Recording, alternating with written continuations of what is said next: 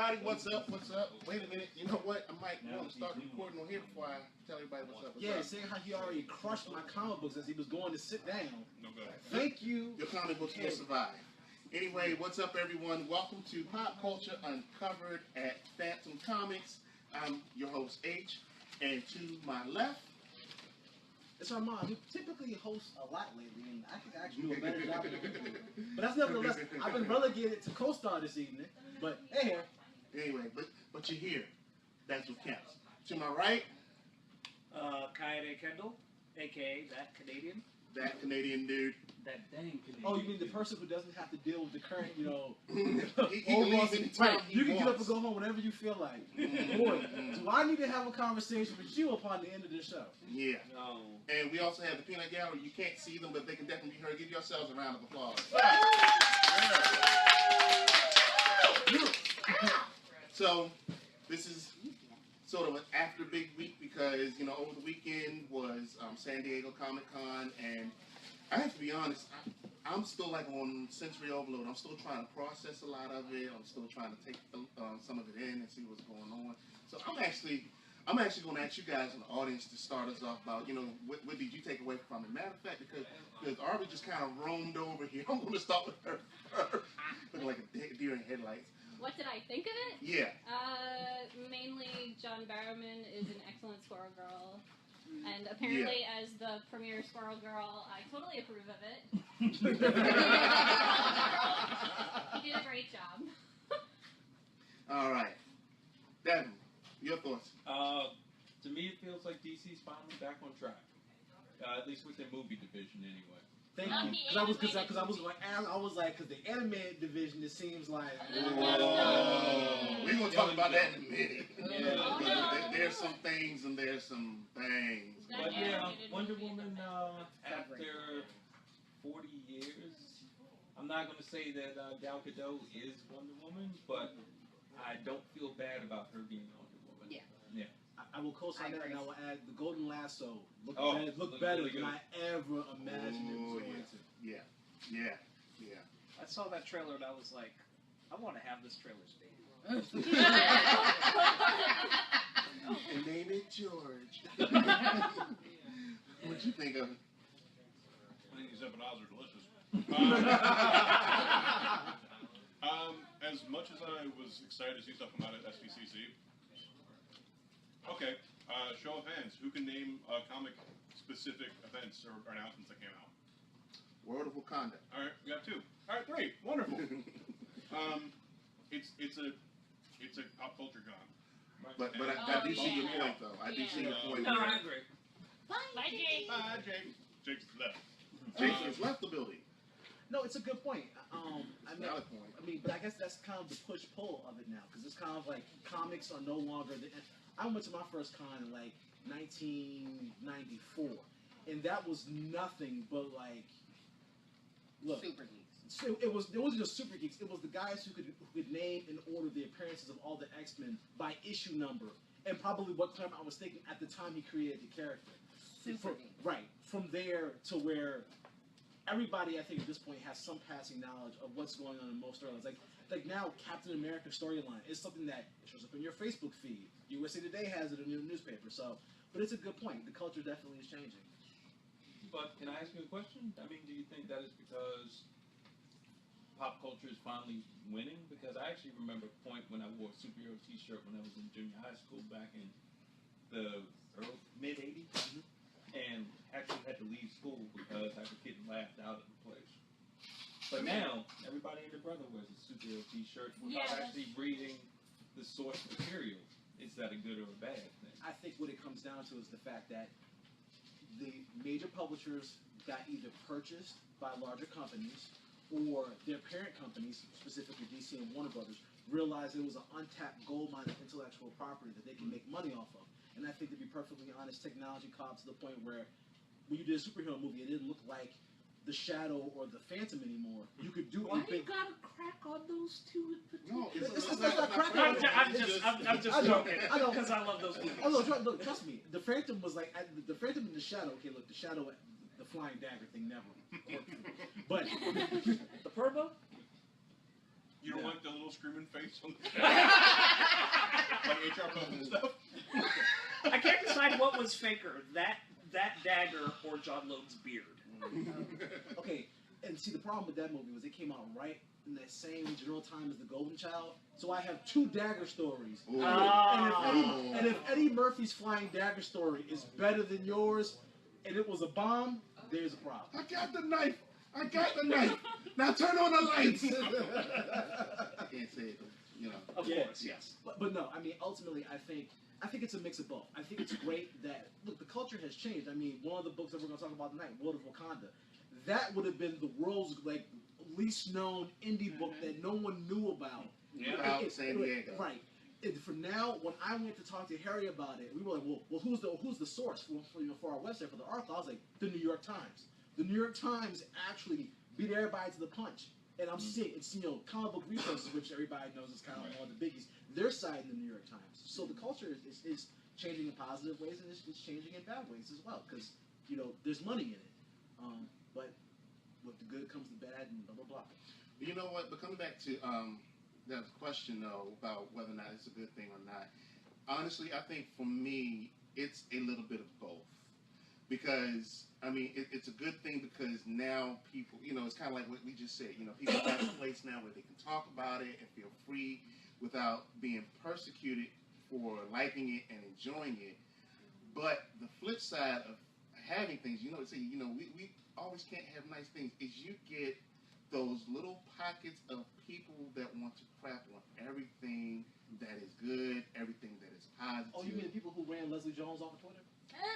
Yeah. She's back. She's Yeah, back. Oh, Yeah. she's back. She's Okay, definitely very back. good. But yeah, you She's got asking those. about Game of Thrones. You got people. You got people that find absolutely no reason to criticize something, only except to say, "Well, this isn't what I grew up with." And I don't know how many times I can say it. If comic books and geekdom were exactly the same way they were when you were growing up. Oh, man, listen. Let me tell you something painful. When Secret Wars, right before Secret Wars came out last year, I went back and I read the original. Oh my God, the dialogue was painful. Yes, I must go over here to this mountain as Dr. Doom stands in the background, about to eat this planet. Wait, that was part of the dialogue? Oh my. It was, because that's what Yes. happens when you have a comic book series that's entirely predicated on selling action figures. Mm-hmm. Yeah. And all of that was a thought bubble. That wasn't even speech. That was just a thought bubble. Okay. So Yeah, like I think about like how geek stuff was maybe even 10 years ago, if not like 20 years ago, when like it was a big deal to open up say Wizard magazine or something like that, and see like all these like articles about whatever comic book movie was being made. Now it's like there are probably no less than 6 comic book movies coming out every year, to the point Right. where there is like just this saturation where there's something for everybody, and I feel like there are some people among fandom that kind of lose sight of that. And this is like anytime people talk about Marvel versus DC, I'm like, Stop. it's yes, please stop, because in the grand scheme of things, we all we win. all win, Right. and they're winning too. Like Because they're taking all if of our Warner, money. if Warner Brothers and Disney are anything, they are masters of managing intellectual property. And in that regard, they're both getting some good things out of here. Whatever you want to say about Batman versus Superman, you're getting a Wonder Woman movie now. Whatever you want to say about Captain America Civil War, we're getting a Black Panther movie now. So a lot of people are getting the representation they've been talking about for years, and it's a beautiful thing. And there are more people that kind of need to, realize that, instead of trying to like pit fans against one another, because it's just kind of pointless. Well, I agree and I disagree. And I guess the comparison that I draw is, hip hop. When hip hop that I grew up with drove people to read books. Most guys I knew inevitably at some point, by the time you had gotten to Ice Cube's The Predator album, you had gotten to Ice-T's original Gangsta album, you were getting into Gangstar. To be able to enjoy the music, you needed to go find books. You couldn't catch some of the references. There were political theories you didn't naturally understand. And as hip-hop kind of broadened itself to mainstream society, you did lose something. I mean, one of the consistent jokes my cousins always have, they played, Grandmaster Flash and the Furious Fives, The Message. And then he said, you play Migos. And it's like, how did we start here? And we got here. But the sad part is the fact that Grandmaster Flash's words still ring true today. Yeah. That's the insane part is where music was then and where it is now. To me, a lot of the stuff today, and I don't want to deviate too far from this, but a lot of stuff that I listen to today, to me, is nothing more than sequential noise. Well, but here's my thing, and a lot of the comic stuff now, that's I'll formulaic, though. I'll go even further as to call it, just sort of whack yodeling. Oh God. Okay. I'm sorry. Yes. Most of these Yes. dudes are just yodeling. Okay, fine. So taking that as a point, so we have summer event books now. For my time period, you didn't always get a summer event book. Now it's a required, expected part of your yearly reading. There will be at least multiple events of varying quality. Some phenomenal and world-changing, some middling. And this is all, to me, kind of part of the process of the culture, kind of like changing. I think something that gets lost in many of these arguments that everybody has all the time is that because everything's so popular, you're getting amazing writers. Yeah. Amazing artists. Yeah. And everybody, that's the cool thing to write for. It's fantastic. The quality of the stories, I mean, going back to your action figure books, some of the original versions of these stories, that's not acceptable. That type of writing is not acceptable anymore. Very true. Yeah, I just kind of want to mention as, like, of course, the youngest person here, I never really understood the whole, like, oh, geeks are weird or nerds are weird type culture. Whenever, like, you watch a movie, like, one of the older movies, and they're like, oh my god, oh, that person's a nerd, let's bully them. Or, like, all those weird tropes. I'm like, why? That doesn't make sense. Because then now I'm like, when I hear what you guys were saying, like, getting driven out for wearing a Superman shirt, it's kind of mind-blowing, because as I grew up, that stuff is just a symbol that, like, everybody recognizes. Like, even you can go to a place where, like, they don't even speak English, they don't even read no Superman comics, they're going to know that is the Superman symbol. That is the Absolutely. I mean, but this is probably going to be an oversimplification, but, there are generations who had to go through the BS in order to get you to where you are right now. Yeah. Right. And, Many geeks have died. Right. Many All geeks my have life suffered. I had to Many fight. geeks have suffered. Many a wedgie. In order to get you to this place where your geekdom is accepted. Which is a really good thing. Yeah. Girl, we sacrificed for you. Thank you! And hey, the internet is an amazing thing, because back in the day, Oh, you didn't know if you were the only person Yep. that was smuggling in X-Men books inside of your social studies book that Very they were true. reading in real class. Thanks to the internet, you're like, wow, there are 475 And you Facebook know what? groups of guys who are dedicated to Hey, doing you know this what, thing. man? I almost wish you knew the joy of finding someone not online or in a comic book shop Right. where you actually said, hey, I really like Batman, and then there's this pause, and then that person goes, I love Batman too. Oh, yeah. Hey, I real mean, quick. I'm sorry, go ahead. Mhm. No, I just wish that this generation actually had those moments. By show of hands, who all here knows who Ken Lashley is? Oh yeah, absolutely. He just commented. Oh, All right. Ken Lashley. Black kid from Canada, wanted to draw comics people made fun of. Now they want things signed. Life is about what you love. And Ken, we hope Yep. to see you at Baltimore Comic Con this year again. Yes. Thank you for commenting. Anybody out there that's watching, please feel free to, draft some comments so we can read them on. Real quick before we leave this topic, let me come to you, Megan, because what? I didn't say anything. Look at me like I just what? looked. Oh, okay. That was like the look that launched 1,000 ships. So what was your favorite moment from San Diego? Oh, of course, World of Wakanda, because it's going to be written by 2 black women. So that's all I need. I'm sold for that. I don't care who it is. The fact that we have, it's Marvel. They don't even have to write. Well, I just need you there. Like we were saying, it's just opening those doors of representation. Yeah, I mean, Well, But also on top of that, it's Roxanne Gay. And she's amazing. I kind of needed. So I needed that. I just kind of found needed it to be amazing. written well though. And that, Like they've been around 70s. Marvel, Timely, yeah. Atlas has been around nearly 80 years. It's the first time a black woman is writing a comic. It's amazing. For them. Yeah. Yeah, I'm, because I was upset, not to say that, Greg Pat, I don't know how to pronounce his last name. Pat. Okay, Pat. That he wasn't a great writer, but I'm like, we have Storm finally has her own book, her own title. Why have we not tapped into this potential of all these incredible black female writers? And then I was on David Walker's Facebook page, and he was like, legitimately, this is not me trolling, I'm not being funny. Who are the black female comic book writers? I need to know.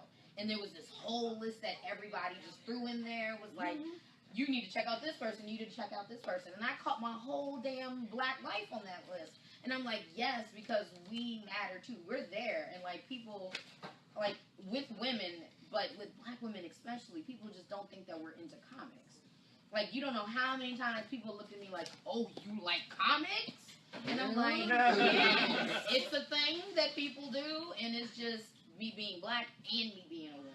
So And see, and that's sort of another thing that Geekdom has opened up because, yeah, I mean, back in the day, it was weird if you found a woman that liked comics. It was weird if you found a woman that liked D&D. But the thing of it was, there were people out there, but They were always they there. put it away, they were more on the low than we were. because it wasn't popular, like you were saying. You got laughed out. But imagine us, because then it's like, that's not what girls are supposed to like. You're supposed to do this, and we get pigeonholed so much to the point it's like this pinpoint, and it's like that my personality doesn't fit on a pinpoint. Yeah, because So it's not going to. no guy in middle school was inviting any girl to come play D&D. No, he wasn't. That was like a not. And she might have loved it too, but for fear of the way that she looked to others and the way that he looked to others, they never met. Also, But there's a sad thing though that there's still an issue with people thinking that women liking comics or like any like I guess geekdom type thing. There's still people saying, "Oh yeah, she just likes it to attract guys or whatever." Like sometimes they're trolls on the internet, obviously, but then some of them are like actually serious, legitimate. Like somebody saw a billion. No, exactly. No. well, there are some women that do, but there's some men that do that. So that's what I'm saying. Like You can't just Oh, say it's I would women. never Yeah. believe a man would do something that he didn't naturally want to do for the purposes of attracting the attention of a Right, woman. imagine that. College education, Right. like gainful employment, like Right. the ability to read and write, and not defecate on oneself. Right. Simultaneously at that. And then also, I'm sorry to cut you off, but Yeah. I gotta verify, I have to make sure that this is correct. I read that Marvel announced that Lunella Lafayette is the smartest person in the Marvel universe. And if that's true, I don't know if it's true, that's what I said, I need to get it verified first. Because I just saw it in passing But from I the like page it. I followed. Yeah. If that is true, I might run out in these streets and toss my shirt above my head and be happy. Because she's a little black girl and I see her, I see me in her. Like that was me at 9 years old. I didn't wear glasses, but that was me. The geek, completely. I had friends, but I just wasn't like, oh my gosh, I'm a popular person. You had me at the P. Pablo celebration. Take your shirt off, put it around your hips, and like the helicopter. I'm gonna be. For a decent exposure if you do That's that. fine. That's fine. You just say it. That's I'm just saying. But if that's true, that's amazing too. So to get the World of Wakanda and that is just great. And Moon Girl's written by who? A woman. Yes. Amy Reeder. Yay! And I met her. She's so sweet. Yes, she is. Affleck just did the first cover. That's what I cared about. Yeah. Where's my new Blade title with her doing the art? I am waiting on that. No, where's my Genius sequel?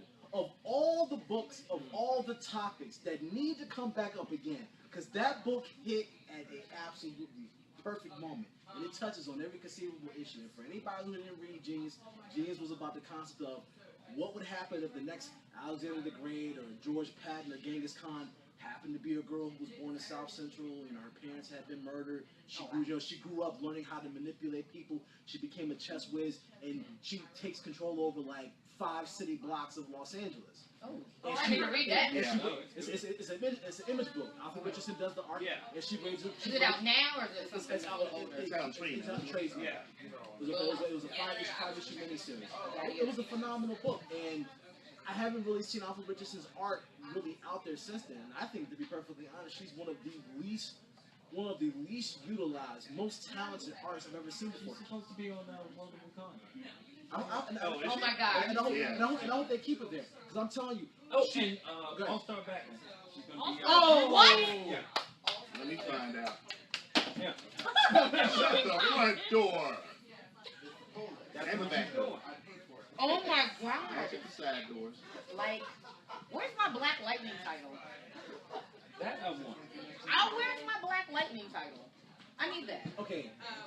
Seriously. No, wait. Yes, I do. I'm serious. I'm serious. I want I'm that book, definitely and serious. I don't want him scaled back as a young guy. I want him to be a 40-something guy like they have been doing Well, before. did you see the DC short that they did with his daughter? Yeah. Yeah. I That's want to what see want. that I need series. Anissa. I need Anissa. I'm want happy I to want see Static. Vixen is I coming back for another want season. Static. Well, you know what? Before I see Black Well, you know what? You said you wanted to that kind of Static. does. We can do both. We I don't need the need to whole get Black quota. Well, we need the whole We can have milestone both. back. I mean, but- We need the Well, whole well, let me get But to they that. are back. Okay, So I'm No, thinking- well, we'll see. But that They're working question on it. is, They're working on it. they're working on it. When are they coming back? Because Yes. remember, last year they made an announcement that they were going to be at San Diego. Yeah. They should have last year at San Diego said we're doing stuff. That's Whole not year has enough. gone by. We haven't heard anything. But then they were at San Diego again this year and said We're doing stuff. we're still doing stuff. Yeah. What Wait, all right. stuff? We need to see proof. I want to see the stuff. I want to see the things because and Armand and I talked about it one time. About 2 years ago, they had an exhibit over at Jeffrey's Entertainment Museum in Baltimore. Myself, Eldon, and a few others of us went to the event, and I mean, I got to meet Michael Davis and so many other talented people that have done artwork and stories and stuff for milestones. And I'm gonna be honest with you. I'm standing here in this room of about 100 people, and I'm saying, where are the books? I couldn't say it out loud, of course, but you know, Yeah. I'm still saying, I'm looking at all of this art and listening to people talk about these story ideas they had, and I'm like, where is it? Right. Where is it? Because we need this. We need this. All these talented people standing in the room, go start making some competition for Image and Valiant and DC and Marvel. You know, and I would say it's even bigger than that, because I could take, you go from Blood Syndicate to Hardware to Icon. Icon, you can have an entire conversation about respectability politics and the reason why they don't work. Hardware, you can have an entire conversation about what it is to create a culture and not be able to profit or own that culture. And Blood Syndicate, you can have an entire conversation about police brutality and the degree in which, you know, cycles of crime perpetuate themselves in communities. And those are just like easy breezy, boom, boom, boom. Right. And The it's Shadow Cabinet was the authority before the authority. Yeah, Yeah. yeah. Yeah. It was So, so damn good. it's not even that their stories are not being told. It's I'm sorry. It's DC once again establishing itself as having an inability to be able to pivot to be able to write articles that are set in the functional world. The reason why Marvel in a book like Civil War 2, which traditionally I would say wouldn't really appeal to me, the longer the series goes on, the more they dip into the real world, the more you're like, this is what Marvel really tends to be good at. They sneak the real world in at the right place to make their books relevant. They don't bludgeon you over the head with it, but when they sneak it in, you're like, oh, let's see what you did. That was nice. Oh yeah. Yeah. But you know what? I want to change gears a little bit. I want to talk about DC and storytelling and Oh retelling. yeah. Hold on. You might not like where I'm about to go. And first of all, I want to give a shout out to our other PCU, Brittany, who's giving a shout out to Jeffries, by the way. But okay, so everybody knows, or at least everybody, well, most people are of the opinion, rather, that when it comes to animation, DC has usually been on point with their animation department. You know, many of their films have come out, and they've come out to critical acclaim. They've had some memorable stuff. They've had a few snoozes here and there, but they're most noted for a lot of the stuff that they do because of the tight animation and the tight story. Right. Until this week. Right. Oh, yeah. Right. Let's And talk about this. we're going to talk about it now. let me preface this and say I have not yet watched The Killing Joke. I have. I'm coming to you I first. saw it yesterday. Yes. I have not yet watched it. Monday. I'm going to, because I at least want to have a working opinion of what other people are saying about it. But a lot of what I'm hearing is not good. Right. And the one thing I want to hinge on before I turn it over to you is the idea of Bruce Wayne and Barbara Gordon having a sexual relationship. And I mean, you've had people out there saying, well, yeah, it was alluded to in this story, and it was talked about, it was thought about. Right, and I feel like it doesn't matter because, okay, you're taking a controversial book like The Killing Joke, which was, in some instances, just kind of a bad idea to begin with as a book. You've turned it into an animation. I'm not sure. I want to know who out there was clamoring for a Killing Joke animated movie, because it surely wasn't me. No, nobody. They were. The graphic novel was still selling. Right, but I digress. But I feel like this, regardless of whatever stories out there over the years may have had hints of Bruce and Barbara having some kind of relationship. What I remember, not only at that time, but even now, it's always been more of Bruce having a mentoring relationship with Barbara, and if there was any, relationship tension, it was between her and Dick Grayson. Right. Right? So, I'm trying to figure out what in bloody heck them having a from what I've heard, a sex scene in this movie. No, it's on Twitter. Like, it's actually on Twitter. Yeah, there's a sex scene. Oh, wow. So what did you think? Yeah. It was absolute garbage. It was garbage. No, it was. And I mean that from the very bottom of my soul. When if DC, you were listening to this, I think that was awful. That was not good. It had no point in the movie. For what purpose did it serve? How did it progress the plot? How did it serve the story? That wasn't necessary. I know people said, well, they needed to do something to, drag out the story a little bit. But why couldn't she, there could have been so many things that could have been done. Why couldn't it have been, her talking with Richard and being like, he's overprotective of her. Who's Richard? Hey, Richard Grayson is his full name. His mama named him Richard. I'm going to call him Richard.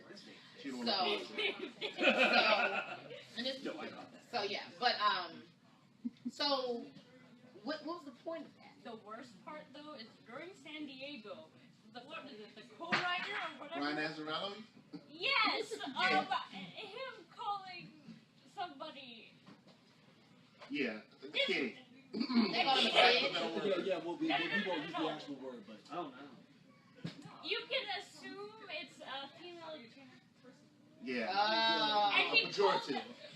He said that to somebody the person criticized the movie because, they were saying, they were like, okay, yeah, all you did was create some messy sexual relationship between Barbara Gordon and Bruce. And it had nothing, and it didn't serve a purpose. And it didn't progress the plot. It had nothing. It served no friggin' point. And their story has been fine without that. Yes, it's been alluded to in Batman Beyond, whatever.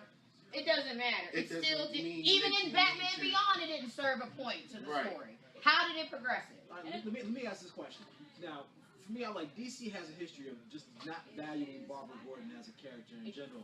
And I think I actually mentioned this on last week's podcast, but going back to Arkham City, where you have like, out of fear, because she's so heavily dosed with fear gas, she commits suicide out of fear for the Joker. Yeah. And it's like, I stopped playing the game at that moment because it was so contrary to the character that I knew. It was kind of like her shooting at the glass to get out to get him. That made sense. But committing suicide. That's not consistent. And so it's right. And that's the thing for me. It's kind of like there seems to be a breakdown between how they're willing to depict her in print. Like they seem to get that this is a fan favorite character. We need to be very careful with her. But once you drift out of comic book form, they seem to be like, yeah, we're really not kind of right. Like she ranks next to Captain Atom. It seems like as like we really don't care what happens. Yeah. In any non-comic book related media, what happens to her. And I'll be honest with you. Quite frankly, I quit Batgirl after they did Gail Simone dirty. And you know, she came back, she did a couple more issues, and then she did the right thing and she bounced. Yeah. Because you know what they were doing from the start, I was on board with, but then to decide later on somewhere, okay, well we're gonna de-age her a bit, and then we're gonna make her cool. We're gonna have her taking selfies. We're gonna give her this ridiculous looking costume. I'm not mad at. I like that title actually because the background of Burnside is for a younger generation. Okay. I get it, and the soul of Batgirl is still there. Like you need to read the title. She's still very much an Oracle type character. She's still very good. I like it. It's not the Batgirl. Well, I mean, I'm not gonna lie. No, but I have a problem with it, even though I'm the younger generation. It's supposed to be directed as. I feel like because it's in comic book format, you can still have a serious character, etc. Because there's selfie culture, etc. But a lot of people, like, around my age, actually criticize that stuff. It's kind of like they find it funny. When I was reading it, I was kind of getting tired of reading the books at some points. It was just like, no, especially issue 45. I have a big problem with issue 45. Okay, I haven't gotten that far. And like for me, like as much as I knew about Barbara Gordon, like once I started becoming a comic book fan, like Oracle became like a big character for me. And that was a big deal for me, and that was like one of the big criticisms that I had with the New 52 was the idea that, okay, we're just going to make her Batgirl again. And it was kind of like, you kind of had this great thing where, you know, Batgirl became a legacy character in the same way, you know, characters like The Flash and Green Lantern and Robin. And it was great because, like, her and Stephanie Brown, who used to be Spoiler, that was a great book. And that was actually, just to, like, you know, sort of go back in my little past, one of the things I did when I wanted to be a comic book writer was write a script where Oracle had to coach Spoiler through fighting a metahuman. And I actually got to give that script to Chuck Dixon at a Comic-Con a couple of years ago.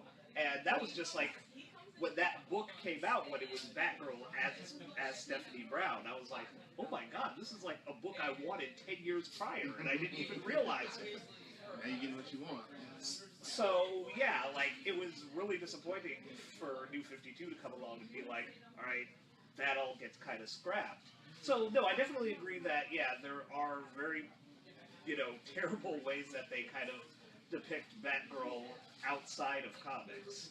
And it's unfortunate that you know, this is a, you know, now becoming like another sticking point for a lot of people, because I was actually looking forward to Killing Joke. I know a lot of people who were. We all were. And you know, I'm probably still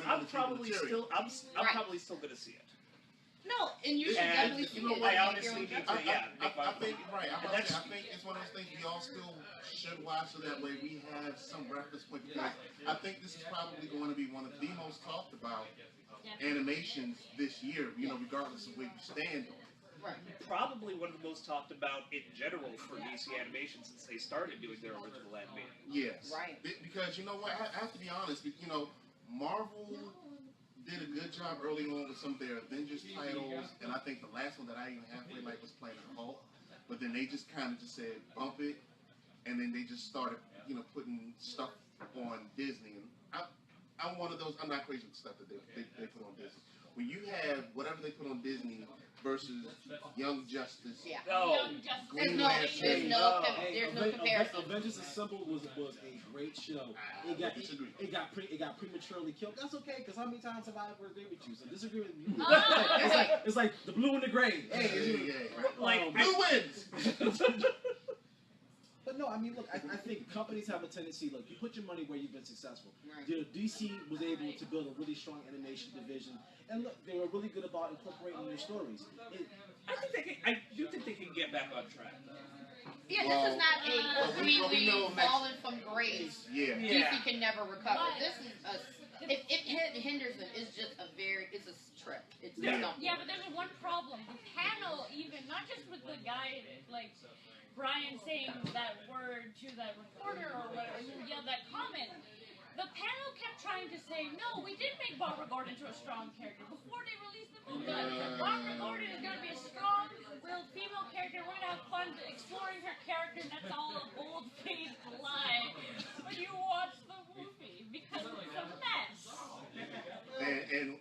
our viewers, Rick Brown, said he wants his money back. I got $1. Hey, I mean, you know, one thing is I will say about DC as a company, I do think they're tone Not a quarter. For all the years I've heard people complain about, you know, look, before we got to the New 52, when it was Dan DeVito, and, you know, there is a genuine level of aggravation in fandom towards DC as in when we really tell you, I want to buy this book, but you're making it hard for me to buy it, they say, Whatever. right, you're a sucker for feeling that way. And to be perfectly honest, I'm like, my experience with Marvel just seems like they pivot a lot faster. I mean, which perfect example, the Black Panther book. I mean, all that, the origin, all that starts from one writer who's having probably one of the greatest years of any conceivable writer I could possibly think of, because he had a book award in 2014, he won the National Book Award for nonfiction in 2015. Not to mention the fact his article on reparations was one of the most creative arguments I've ever heard of before. He tweets that he'd like to write for Marvel.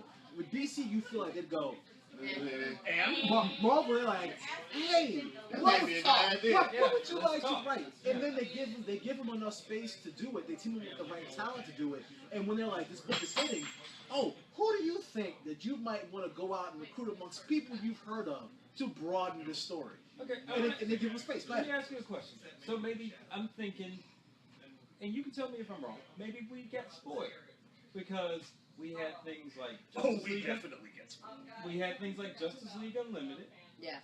And Justice League Unlimited was like what, 5 seasons of like just incredible storytelling. Word up, McDuffie. And Rest then in peace. also exactly Joey McDuffie, Bruce Timm, Paul Dini, all just operating on like full cylinder. And then on top of that, when you go to the comics, right around that same time, you got like your starting 5 for writers of DC Comics: Grant Morrison, Jeff Johns, Greg Rucka, Gail Simone, and I feel Mark Waid. There you go. That's your starting 5 at DC.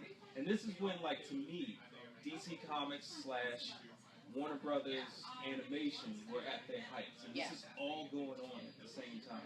And then, as they start to branch out into direct-to-video, suddenly you don't have as much attention to detail going on, because that's when the Hollywood people start putting their hands on stuff. Warner, it comes more Warner than DC. So my question is, do you think that maybe you were just spoiled by having too much of a good thing at one time?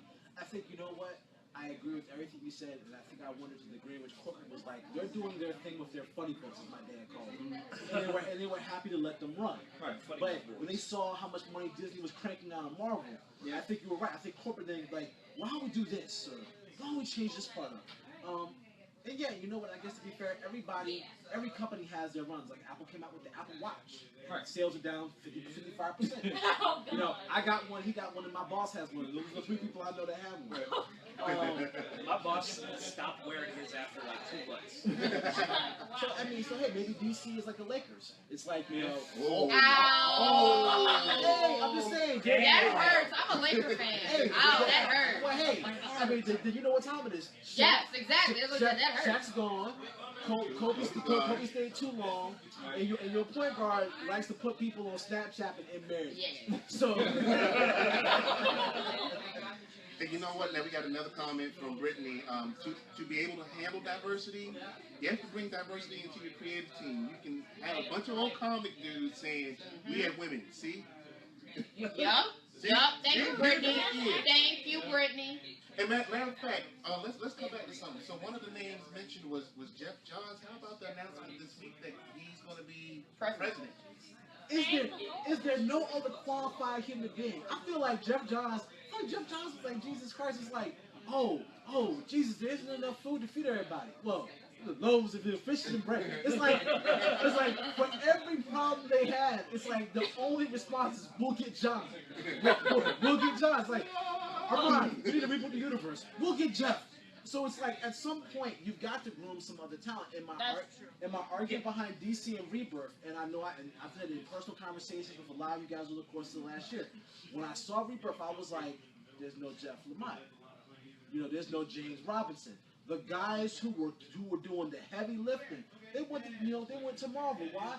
Because of editorial battles, corporate battles, conversations we haven't heard about. And it's kind of like and it just seems like the star writing talent isn't there. Now they might be grooming some new folks now, but it's like if the guy if perfect sports analogy, if you won't pay the guys who got you the rings and the banners to stay, you can't complain about the reality you have when all of a sudden you're back to being But see, no, I'm right there with you. But see, here's the thing. Here's the thing.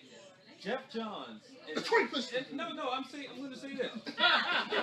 I think that one of the best things that happened to DC Comics within the 52 era was that they actually started to build a bench. Now, here's the thing.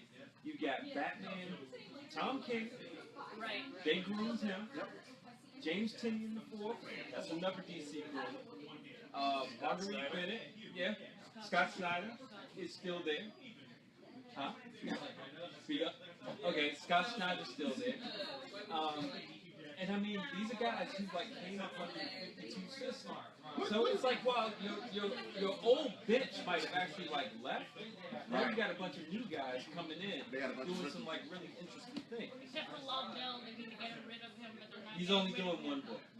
I know, and it's sad because I like that character. Yeah, but I actually think Red Hood and the Outlaws is like an actual really interesting thing. The newest It's one? a spin. Yeah, it's a spin on the Trinity. Yeah, the new one. The new one actually looks promising. Well, I mean, Right. but it doesn't take much effort when the old one, like you couldn't get past Starfire. Right. No matter what you thought about it, was like, the woman I grew up with as like maybe the most terrifying woman next to like Wonder Woman and Amanda Waller. Right. All of a sudden was like, I'll stick with you because I can't tell the difference between humans. Yeah. All of you look the same, and that was actually in the book. Yeah. Yeah, but see, but then also, I'm sorry, but I also remember one of the best things that happened within this new rebirth was the rebuilding of the bridge with Greg Rucka, who a lot of people, like, he's bringing a lot of people back to Wonder Woman, and he's bringing a lot of people back to DC, too. What did you think about the Frank Cho, Greg Rucka showdown behind the covers? You know what? I can see both sides, but in this one, I just think that Frank Cho needed to grow the hell up. Because, guess what? You are not the artist. You are not the cover artist. You are the variant cover artist. So, it's like, you know when you use words like social justice warrior, which Frank does, and Greg Rucka, who is like progressive, and he's going to bring a progressive spin to Wonder Woman, Right. you know what you're getting. So, it's like, so yeah, so guess what? You are the hired artist to convey what that writer wants. So, if you cannot do that, shut your mouth, step down, and say, I wasn't a good fit for what they needed. Let me jump in real quick. We got another question on the floor. Wendell wants to know, will DC allow the young blood to actually flex their muscle, or is it going to stay the Jeff Johns show? I think Jeff Johns is going to be, look, he'll provide the infrastructure. Yeah. Right. He'll create the box, and everybody will be allowed to participate inside the box. So I mean, you'll have freedom to the degree in which your freedom is curtailed by the box. My one follow-up comment is, this is Wonder Woman's 75th year. Yeah. If there was ever a moment, no matter how sexist and misogynist you might be, to not do cheesecake drawings of Wonder Woman, when you're trying to tell everybody, look at the movie, look at this is not the moment. And Greg Rucka, if you're reading Lazarus, you can already tell that he is not the kind of male writer who's going to take cheesecake depictions of his characters well. If in his own indie book, you don't ever see that. Right. So I think DC listened to the money. They were like, who in this relationship matters the most? Yeah. Greg Rucka matters. Right. Yeah. Right. Get rid of the artist that's causing problems. Well, I'm gonna shift gears a little bit because somebody in Marvel somewhere or someplace in the gaming division isn't listening to money because they're trying to fleece some money. I got excited this weekend when I heard the news that they were going to re-release Marvel Ultimate Alliance. Yay! I was happy about that because I loved the first one. I kind of liked the second one, but really just to have kind of like Civil War. Civil War. Civil War was awesome. So, Hey, In any event, I don't care. I like the Running Man. I like look. This one was. What I didn't like was, okay, in order for me to open up all the heroes, I eventually had to play through both ends. It was a dungeon crawler. You were going to have to play through it twice to get most of it. I mean, Right. Yes. But and then the thing was what I liked about it was yes, I could change the skins on most of my characters and get different bonuses. If Iron Man had 4 different skins, those 4 different skins not only changed his appearance, but you got 4 different abilities. You didn't get that the second game. Okay, so But I'm jumping too far ahead. Yes. But let me bring it back. See, this was the game I was really hoping just would have been backwards compatible. I would have been happy with just that because honestly, I still have my game saves. I still have my game save states, and I still have most of my DLCs. We'll come to that in 1 second. But when they said, well, no, we're re-releasing it or we're remastering it, okay, you might get me on board. If you do a good job with, slapping on a new coat of paint, I might be there. Okay, so what you got for me? Well, we're going to allow you to buy both games digitally. I'm listening. We only touched the second one. Yeah, we already touched the second one where, like, okay, the DLC, well, we're not going to give you the DLC. Oh, you're losing me. You out? Later, dude. And, oh, by the way, we're going to sell it to you for $60 for both of them. No. $40 if you get just one. So wait. You're selling me a 10-year-old game. Again, $30 a piece. When if I was to go out and get it pre-owned right now for my 360 with my game states that I can use and still have some of my DLC, I would pay just a shade under $25. Now, the only thing I'm going to say in defense of this, So like, it is. Go ahead and say it because I'm about to counter your point there. Okay, the overall scheme of this is lacking in empathy and compassion for humanity, gaming humanity. But the DLC issue is a side issue, and for that one you can blame my human beings, as in the lawyers. The license apparently ran out for the DLC related characters, Right. which is supposedly Which has been the sore point. Was part of the reason why these games weren't really re-released before. It's probably part of the reason why they're not backwards compatible. Because they probably had to pony up somebody to do some kind of retro license to be able to re-release it. So no, I mean. It's a licensing issue that is causing fans who did not already purchase this stuff to not have access to the DLC characters. And see, and I understand that. See, that was part of my problem with the price because okay, if you said something like $15 or $20, I would still consider it. I would be disappointed that I couldn't use the DLC. you probably have a better chance of getting more people to buy the game at that price point than try to like pass it off as a brand new game when you know it's not. Right. You're telling people, okay, if you don't want to get both of them, we're going to sell you. When you're talking about $40 for one, Right. that should be a goatee. That should be a Game of the Year edition. And trust me, I understand the point with the whole DLC issue, but I honestly think that should have been worked out before. Right. Yeah. Because almost everybody I've talked to a person, I talked to a lot of people these past couple of days, like, nah, we not playing a reindeer game. But worst off too is you mean to tell me even if I was to buy these re-releases digitally, I still can't use my game saves. Yeah. Nope. So not only do you want me to start over, which I wouldn't have a problem with starting over if I could still use my saved characters. Yeah. I mean, I bought them already. Well, I mean, but you know what? And I agree with everything you're saying. This is the problem for me with the idea of backwards compatibility and retro gaming. Because the gaming industry desperately wants, look, they can't produce enough content. Once again, it's summertime. There is no AAA title release that everybody's talking about. Everybody's playing old stuff. There is no new game to play for the summer. Right.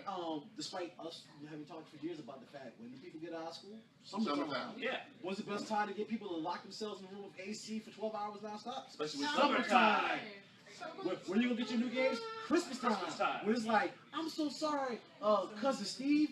I know that you may not live much longer, but if I don't prestige and Call of Duty, I just won't be able to process it. So I'll see. Or better yet, oh my God, there's so many games coming out. I just started Battlefield, but dang it, what's the next game coming out next? Oh man, I don't have money. So the industry is not really supporting retro gaming.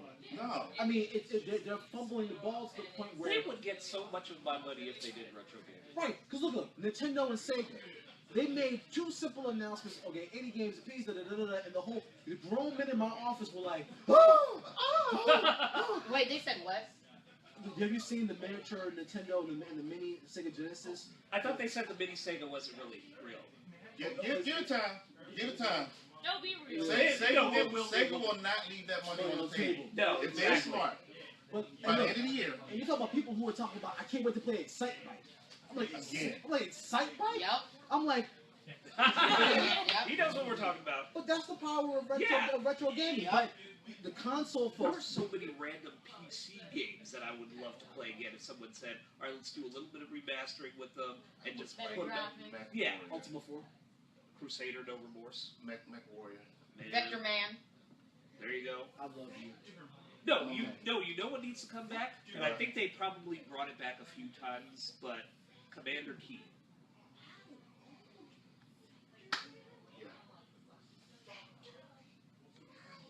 Oh, Commander yes. Key. No, Okay. I thought you were ragging on me. Yes. I love that there was this like hush that. There's an interaction going on. No, because I remember. Stuff was discussed.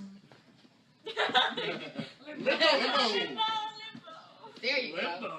But no, so I mean, I agree with you. It's just it's tone deafness and lack of follow up, and apparently capitalism is really inefficient about. I would really like nice shiny things. We don't want to give you nice Right. shiny. No. Because I will mean, throw give you money nice at you and for shiny. nice, shiny things.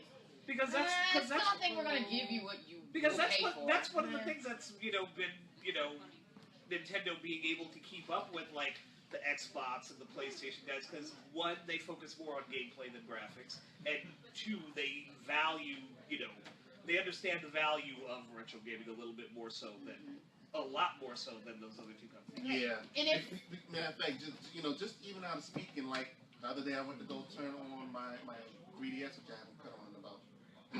And it was like, yeah, we got a whole bunch of SNES games for you if you want to play them. I'm like, oh, yeah, you're like, yeah. okay. We got the games, son. We got the games.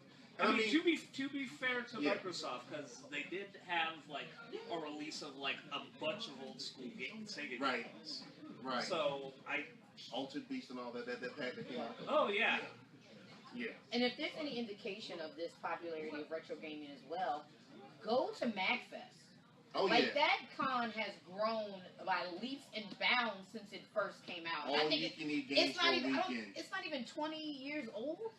Like that entire con is not even been around that long, I and didn't even think it was it's 10 years. yeah, it's at the Gaylord. Mhm. Like Yeah. they take over that entire hotel, and it's like Oh, you I said, know. 24 hours, and there's programming, and it's just so much. It's just Board it's games, definitely tabletop right. games, card games, video games. Oh my god. It's amazing. Like I spend the Mhm. night You there. never get that old arcade smell Yeah. after a day. I mean, That's it's- fine. If you're okay with it. Old men and corn chips. I And literally spilled soda. I literally jumped on a phone. Sega. It was a Sega Genesis at 1 a.m. playing Vector Man. I did not get off of it until like 3:30. It's real in the field. Like that's so real. But let me come back to it a second though. The thing of it is, the reason why Nintendo is doing this and the reason why Sega Genesis does not want to leave that money on the table, because I mean, everybody, for those that know, everybody knows that those Retron systems are killing it. And you can't necessarily sue because all they're doing is providing the programming. You want to get the games, you just got to go find a store that has them. And there's several stores I know of. You got Pandora's Cube. You got Collector's Corner up in Baltimore and a couple other places where you want cartridges. You can just go for days. You go to a con. Some of the cons now got vendors Boxes. Yeah. boxes of cartridges. I just look at my past in a box like, Jesus. And it's all within- how I wish I hadn't traded my console in for the next one. If I had just kept it and not gone for the store credit. Right. Do I want to get a Retron box or do I just want to go back home and play with you three? Let me flip the coin. Because Hey. it's hard to buy Hey. that time. That's an amazing game. That's Yes. amazing. Why What's haven't your, you in the division? Because you abandoned me. the Sorry. Division is an amazing game. I said, I'll come back. I'm a last you know what player. happened after you left me? I had to join the cesspool that is GTA Online. Where it's like, I mean, The one where you're Evil Knievel, like in space? Oh, the one where I spent all last night basically robbing the same group of drug lords, and in between there was a guy with a chopper who was systematically killing me. Nice.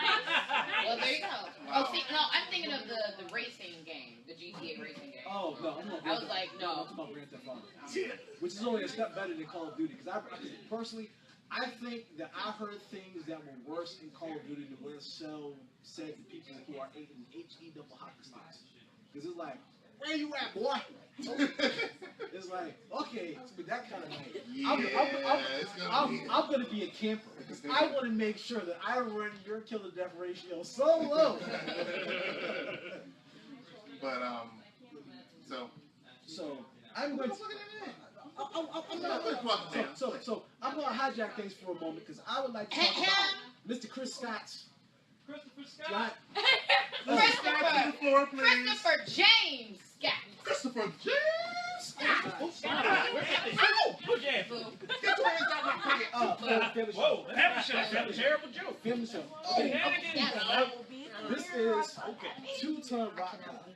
Now, Mr. Scott, who... Hello.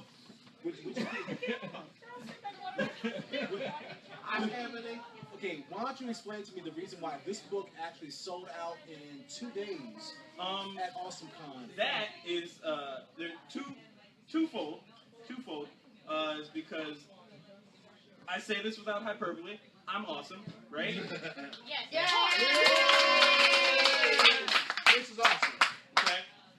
The real reason is I believe that the subject matter strikes a chord with today's audiences because everybody's looking for Afrofuturism, and damn it, I love nothing more than to draw Afrofuturism. Yes.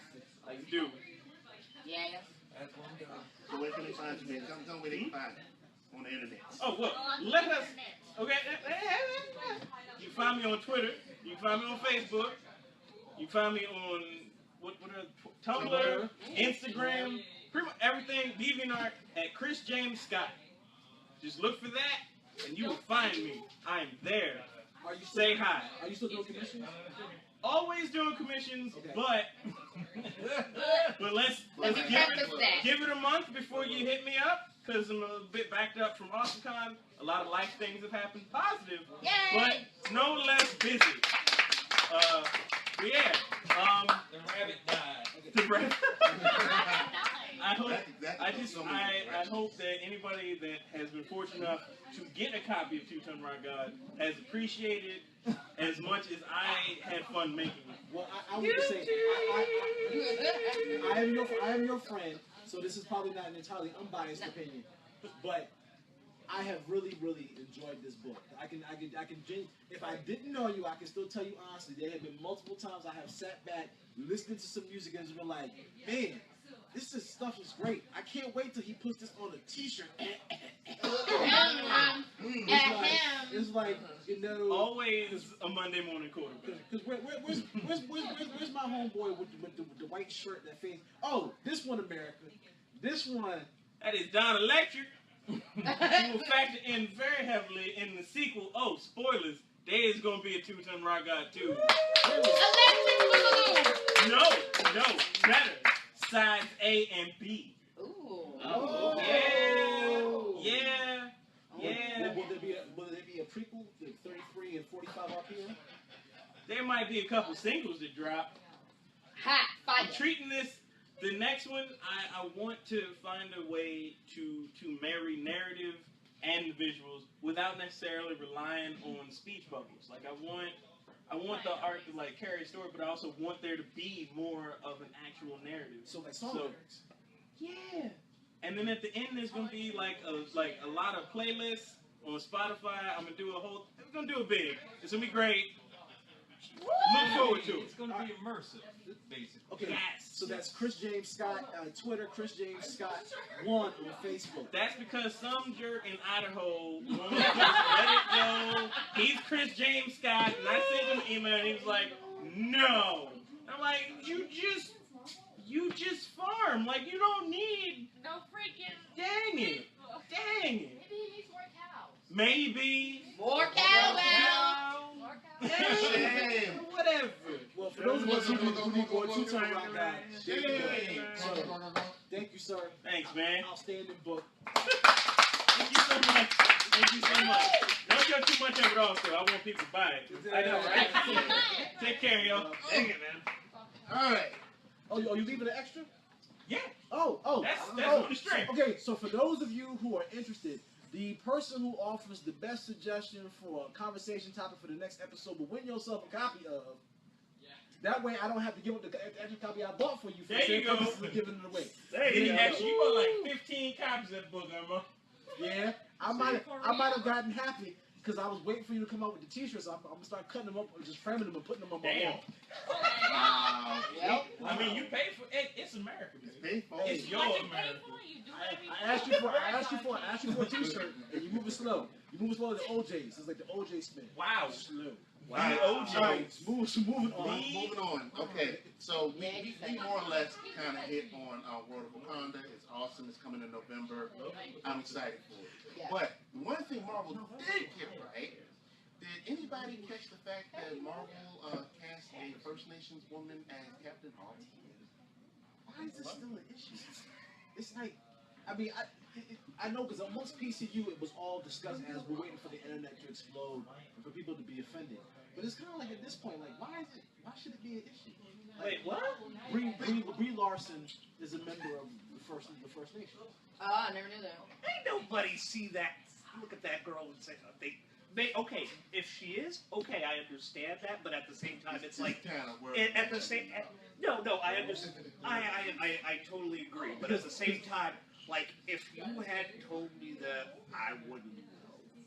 I mean, I wouldn't have looked at Gail Gadot and thought that she was a main particular ethnicity, but there were people who freaked out because she's not Israeli. she's Oh my not God. Greek.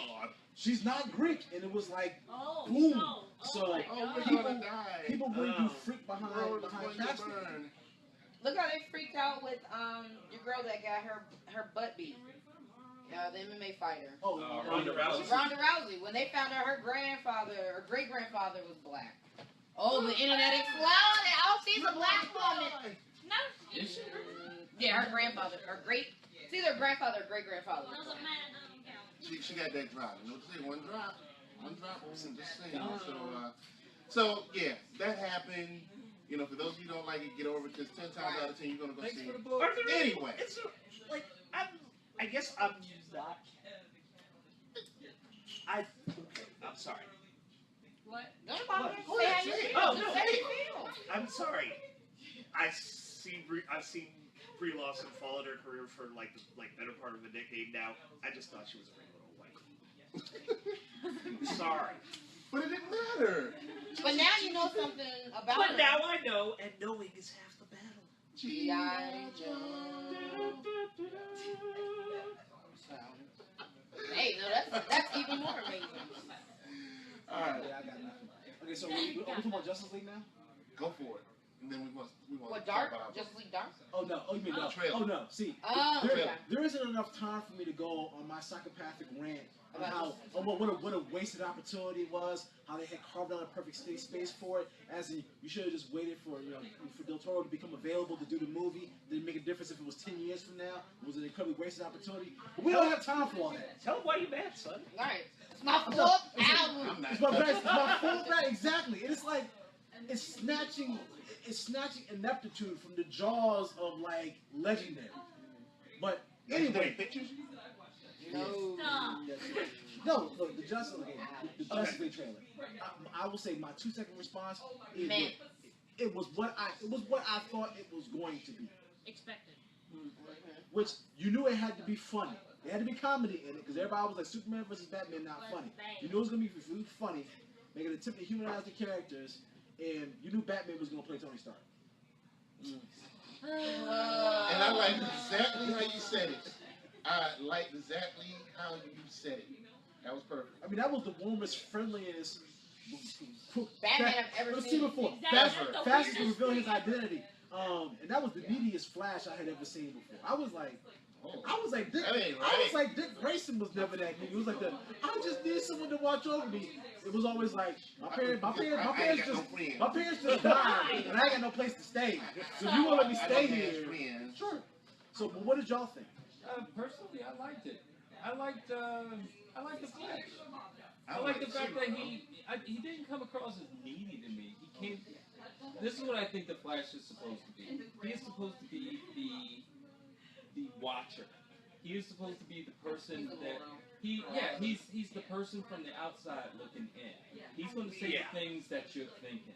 And as you know, if someone throws a batarang at you, you catch it. Exactly. Yeah, I'm gonna be like, can I do this? Whereas Aquaman is immersed within a world, Batman is immersed within a world, Wonder Woman is immersed within her world.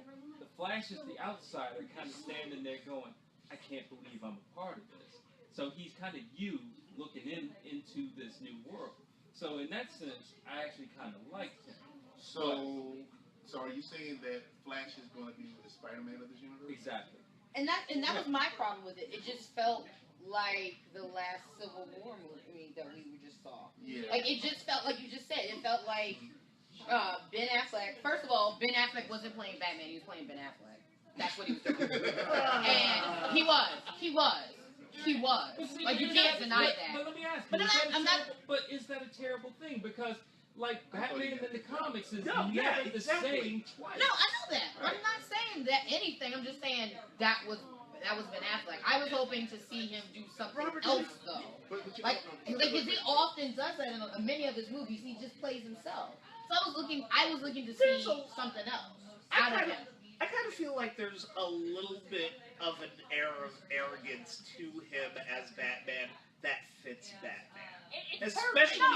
Especially contextualized within the Justice League and the formation of. But there should be some arrogance when you're the only non-superpowered person You in that should team, have, and you are asking a bunch of people who could like decimate you with a pinky to follow your lead. There needs to be some ego there. Yeah. So I don't mind that.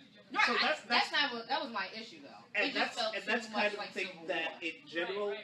I think in general, like, and that was one of the things because some people were like, well, you're just copying Civil War. And I'm like, well, what would you prefer he said? Hello, I am Batman, and I am here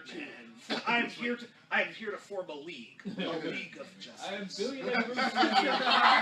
Is that what you wanted? There are a few ways to say, I'm getting a team together of superpowered people, and I need you. And we can't have Sam Jackson in 2 movies, so... Exactly. Yeah, but it just felt too much of a resemblance to that. I'm not saying that there's always. What I'm saying is it felt like too much like it. I felt like there could have been a different way that it could have been presented. I got a question. I got a question though. But wasn't Flash always more like a senior member of the Justice League? Because even in the Justice League cartoon, even though that was Wally was still more like a senior member. He was the goofball, but he was more comfortable being around them than like, oh my God, wow, it's Batman. Right. Yeah, no, he was that, but I mean, like Devon said, he has been that character. But like you're saying too, he's not been a younger character. I mean, they've all kind of been around that kind of general age. And that's why it felt like Civil War because he seemed so young and awestruck, and it just felt too much. Because what version of which Flash are we using for the Justice League? Barry Allen, right? Yeah. So if we're using Barry Allen, isn't Barry Allen supposed to be a forensic scientist? Well, I mean, but look, he's not supposed to be a serious forensic scientist. But that's fine. For example, but I'm saying I don't have any friends. I need friends. But you know what? Let me just kind of go back to let me just go back to this point. To me, this feels more like Justice League Unlimited, where Wally West basically was Barry Allen, even down to being like a forensic scientist on the police force. Yeah. Yeah. And he was kind of the goofball of the team, but there was a very great episode of Justice League Unlimited where they team him up with the 2 grimmest people in the Justice League, Orion and Batman, and those 2 all 3 of them get together and they look at the Flash and they go, oh my God, we get it. You do the jokes, but you're just as much a hero as the rest of us. I remember that episode. I remember that episode. And I think that's what is like going on here, where it's like, unlike the Batman versus Superman movies and Man of Steel, where it was just relentlessly dark, the Flash is supposed to be the light shining on these people. So in that sense, give me more Flash. If it'll keep us from like falling into the darkness that was I mean, previous to. and to go on a bit of a tangent here, like when everyone was like, you know, doomsaying after Seth Graham-Smith left to direct, and they brought on Rick Famuyiwa, I was like, okay, I wasn't even checking for this movie. Like, I wasn't like, oh my god, I'm not gonna. I wasn't like, oh my god, I'm not even going to see this because it's going to be trash. I was just like, I wasn't interested. And then you get the director of Dope, of The Wood, of all of these movies where he has this kind of sensibility where he gets youthful characters. And that's one of the things you're kind of talking about with The Flash, where you kind of need that sensibility. Yeah. And I'm like, okay, now I'm not only am I on board, I am excited. Yeah. But did you have to have that and have somebody so much younger though? Like you could still get a youthful feel, but it didn't have to. I mean, it just felt too. It felt like too much of a resemblance. I'll say this: though. the act when they did the Justice League book in the New 52, they tried to make the youthful person cyborg, and it didn't work. No. Right. No. So I'm kind of like you're left with a storyline where Wonder Woman is without a doubt. She's not only the most senior, she's the most senior, the most knowledgeable, the most experienced, the most capable character out of everybody, including Soups, who's currently dead and will be back. So it's kind of like they kind of slotted themselves into holes where it was kind of certain characters were only going to be able to be certain things. It's like you had to have a lighthearted Batman, I guess, because it's the last scenes from Batman versus Superman. It's kind of like he's kind of gotten his optimism back that he had lost years ago. Yeah, So it actually does kind of make sense So narratively. it's kind of like right. So narratively, you kind of almost didn't have any other choice because you could already see Cyborg is not going to be a lighthearted character because look, he doesn't belong in the Justice League. It was a dumb idea to put him there. The fact that they were insistent on putting him there, he's going to be like he was acting like he was the old Batman. Like, he's going to be the gruff, semi-angry, like I didn't think you were real. I mean, it's just like so. I think you were kind of left with. How are we going to use Flash as a character? And it's like, well, his speed, his superpower, his speed lends itself towards being. It's going to be hard to be a dark character who could do the one thing every human being wants to do first. Everybody wants to be the fastest person when you're a kid. It's like youth is already kind of cooked into the concept. So I just think That's a great point. you're kind of just jammed up. Go ahead. But backing on what she said, like it's too similar. Like the Flash is going and saying, "Oh my God, it's like Batman." It kind of reminds me of that one scene with Ant-Man. He sees Captain America, like, "Oh my God, it's Steve Rogers." Right, but he wasn't young. That's what I'm saying. You can have that and not have to necessarily be so much younger. You can have But that. you didn't even have that dynamic between him and Bruce Wayne in that scene where he's like, Bruce Wayne, Barry Allen, Bruce Wayne, and he's like, you say that like it's supposed to explain things, and I kind of loved that idea of that whole trope where it's like, okay, you're this person who's in the dark in my house, and you're just like telling me your name as if that's supposed to, like help out. It's supposed to explain things, and it doesn't. And I loved that there was an acknowledgement. But that doesn't make sense if you're Bruce Wayne. You should know who that is. Not necessarily. Yes, you should. In the universe, you should know who Bruce Wayne is. He's arguably probably one of the 10 most sexiest men in the world. I'm just saying, given his character. He's probably on like Time magazine. You might not know that he's there for being a Justice League, and I'm trying to join you. But you're going to be awestruck. You should be. Okay, hold on. I'm going to respond to that, and I'm going to ask you guys the last question. My response is, I'm amazed by my nephews and the degree in which that my generation and their generation doesn't click. And because I've had multiple conversations with them, and their responses, well, why should I care about that? Like global warming, like, it's killing the polar bears. It's like, what useful thing do they do? So I think there are things that one generation can be insanely in tune with that another generation is like, I don't care. Now my last question, for all the issues that you guys raised, to what degree are these issues, Cyborg being there, this problem with the Flash, predicated on, you made the example of Civil War.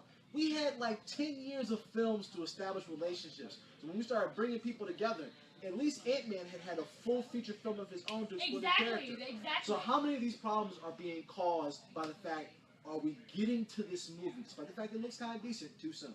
And that's what I mean. It just felt like it's just like, let's capitalize on what Marvel's doing. Exactly. Let's try to be what they're doing. We'll see. And I think that you can, obviously you're going to capitalize on it because it became first. It was their first, and it's generated this theme. But I still think that you can tell it in a different manner. That's all your own. Right. Because, see, the whole thing with Marvel, and I'm going to wrap it up from here, the whole thing with what Marvel did was they at least plotted out what they were going to do, and they managed to tell everyone's story before bringing them all And it together. wasn't reactionary. Right. You know, you had Iron Man, you had Thor, you had Captain America before all of a sudden, boom, we're going to do the Avengers. And then, you know, we'll introduce ancillary characters.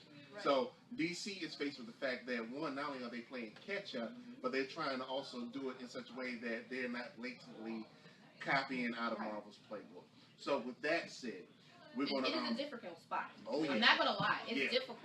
So with that said, we're going to hit our last point for the night, and that's pretty much because it is New Release Wednesday, new books are out, and we're going to talk about some of the books that are being looked at for this week. So we're going to start with Fantom. Fantom's 3 picks for this week, of course, Black Panther, number 4, and this is supposed to wrap up the first story arc that Ta-Nehisi Coates is doing. Matter of fact, there's going to be a Black Panther panel tomorrow night. Tomorrow night will be a very good night, and I can't tell you why it's going to be a good night, but it's very exciting, and it's going to be a great discussion. Hold on, tell them where it's going to be for the people that are listening and So are if you local. live in the DC area and you love Black Panther and you think that you can just enjoy the discussion that we'll have about the book, which is like both about the literary aspects, the art, the different characters, come in at Fantom Comics, which is at Peachtree and 20th at 6:30 tomorrow, and that's when we'll start our conversation about Black Panther. Which has been an absolutely amazing book so far. Yeah, it's a great book. Next up is Batgirl on number 1 through DC Rebirth. I heard that's a very good issue this week. And the last store pick is trade this came in, The Chilling Adventures of Sabrina. Oh, right. It is Yeah. not. It is not. It's not what you think. It is not Not Melissa what you- Joan Hart. Even though that was a great show, 90s, what up? It's not Melissa Joan Hart. Yeah. And Nah. art. Don't expect it. Nah. Let me see. Go ahead. That's all I got to say. It's Yep. gruesome. This Fine, is more of good. the zombie Archie. Yes. Right. Yeah. Yeah. Yeah. Yes, Raven. Raven. Come on, Raven. It's late. Hurry. Hurry. Why is that right? Hi, Internet. Talk! This is really, really good. It focuses more on the witch side than the teenager side, and just pick it up.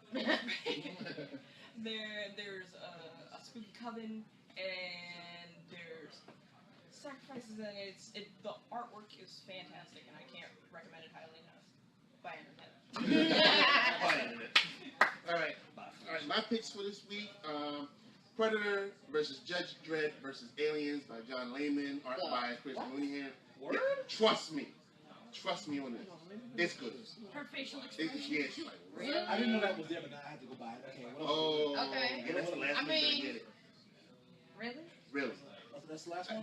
You know what? Honestly, This I is said totally yeah. this is totally Adam Kubert inspired right here. That's okay. Because I remember this from the Batman versus Predator Yep. You have miniseries that he did. I'm sorry. Yeah. Let's just say the book takes its cues from Dr. Moreau. Okay. Okay. My next pick for this week, Jason Aaron and I butchered his man's name. Let me see. Hold on. Russell Darman. Did you see that we're getting a new Thor book that Jason Aaron's writing? Of course. The Unworthy Thor. Did you see that? Yes. Yes. Read Thor, y'all. Meanwhile, we're still on the Mighty Thor number 9. Definitely pick that up. These are the unmighty? The Mighty. The Unworthy. Oh, the unworthy. Worthy. Read them both.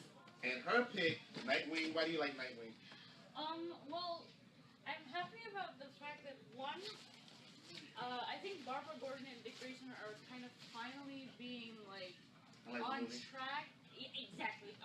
They're finally being on track with their relationship. One, we're having another Nightwing series. Like, finally. I mean, I didn't hate Grayson. I like that, but I'm like, I want Nightwing in his tights, jumping around, doing acrobatics in the middle of the night. I think DC missed an opportunity when when they outed Dick Grayson and just said, and I've talked to Devon about this. I'm like, they should have in the New 52. The best thing you could have done with Dick Grayson was make him New Human Target. True. That would have been interesting. I think the potential for that would have been amazing. Has that book ever survived 12 issues? No. What? Because the TV show got canceled in 6 episodes. Yeah. What TV show? You know what? Human Target. Oh. Just as a side note, Human actually, Target made 2 seasons. That was Did the it? Fox version, yeah. The Oh. ABC version from the 90s with Rick Springfield only lasted 6 episodes. yeah. Okay, I stand corrected. But, you know, They tried twice. just as a side note, actually did not realize I actually owned the Action Comics issue with the first appearance of Human Target. That's a great accomplishment. I I think you I own the copy of Firestone that has Slipknot in it too. actually did. Yeah. Oh. All right, so those are my picks for the week. Armand, I have a pick. what's your pick? Hi. It came out Hi, last week. It came out Internet. last week. Hi, y'all. Y'all can finally see me. Nighthawk #3. If you're not reading it, you need to jump Actually, on you it. can't see the Nighthawk. Walk over to the camera, girl. Just put it in their face. All in your Put it in face. Get there. it in there. She's Rub in it the in. face. Love it. Nighthawks. Rub it Grimy. all over your It's- ball. It's Yo, Wally. Blackness meets Black Lives Matter meets Batman meets Chicago. And it's amazing.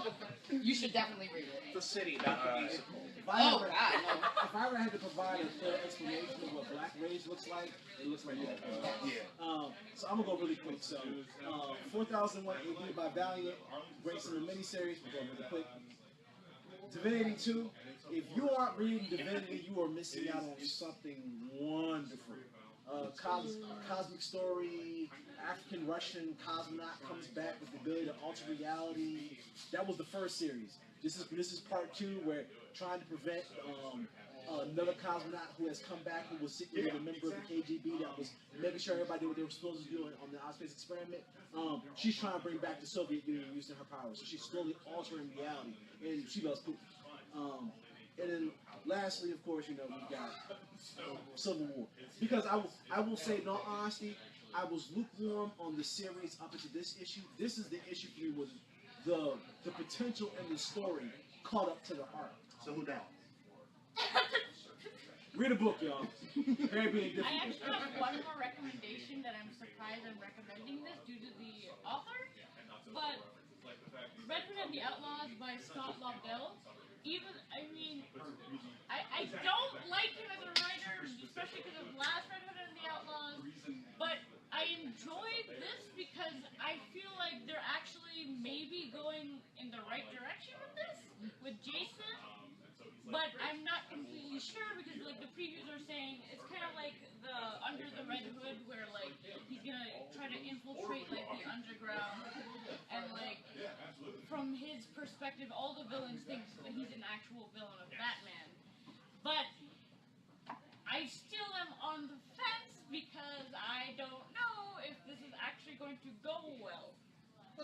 That's good. So if you got extra $2.99. Exactly. Yeah. Yeah. It's not really important, but I'm just saying it's better than I thought it would be. Cool. Well, Harry, I do believe that despite the fact that I can sit here and yell at you for the entire night, I do believe we have reached the end of another podcast. Yes, so on that point, this is the end of another episode of Pop Culture Uncovered. You all can catch us on the internet at popcultureuncovered.com. You can catch us on Twitter and Instagram at PC Uncovered. Follow us on Tumblr at Pop Culture Uncovered, all one word. We want to thank the folks here at Fantom. Let's give them a round of applause. For letting them invade their store. You can catch them on Facebook and the World Wide Web. All the social medias, all the things, they're doing all the stuff. And we will be back here again in 2 weeks, and something else cool will be happening. Also, really quick before I go, let me also plug, within 3 weeks, less than 3 weeks, we will have Spartacon. Yes. Oh, I cannot I want wait. to go. I cannot wait. That way we will try to do some kind of preview soon of what's going on. We will talk to the young lady that runs it, Kelly McLeod. I want to say Montgomery. I'm going to butcher her name, Montgomery. She's running Spartacon. Check it out. If you're a Spartacus fan, you want to be here for it. Other than that, thank you to VA Comic Con for sponsoring us. Thank you. We're out. Everybody say good night. Good night. I thought you were going to say Mamba out. This was going to be horrible. How can I be sure? We can do that too. Mamba out. And remember, only you can prevent forest fires. What was that? Only you can prevent dumpster What some of y'all didn't have fun doing that? I don't know.